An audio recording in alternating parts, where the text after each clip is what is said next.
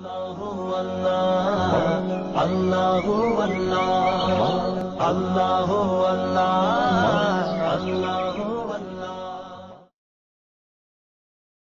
सदका जारिया हासिल करने के लिए इस वीडियो को शेयर करना मत भूलें। जज़ाक अल्लाह।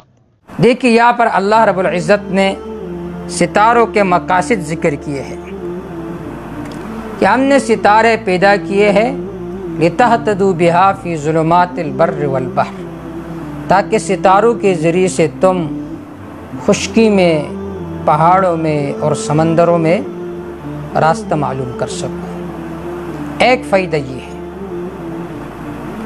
इस तरह सूरत अन्नहल में भी ये फ़ायदा ज़िक्र है, व अलामात व बिन्नज्मि हुम यहतदून।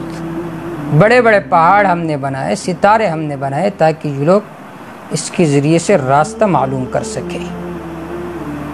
दूसरा फ़ायदा ये है, सूरतुल मुल्क में है, वलक़द ज़य्यना अस्समाअ अद्दुन्या बिमसाबीहा, कि इन सितारों के ज़रिए से हमने आसमान को मुज़य्यन किया। एक फ़ायदा, दो फ़ायदे हो गए।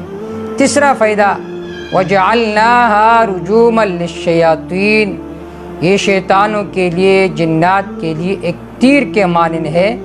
कोई शैतान अगर फरिश्तों की कोई बात सुनने के लिए ऊपर जाता है तो मिसाइल के तरह ये सितारा आ जाता है और उसे मिलिया मेट कर देता है।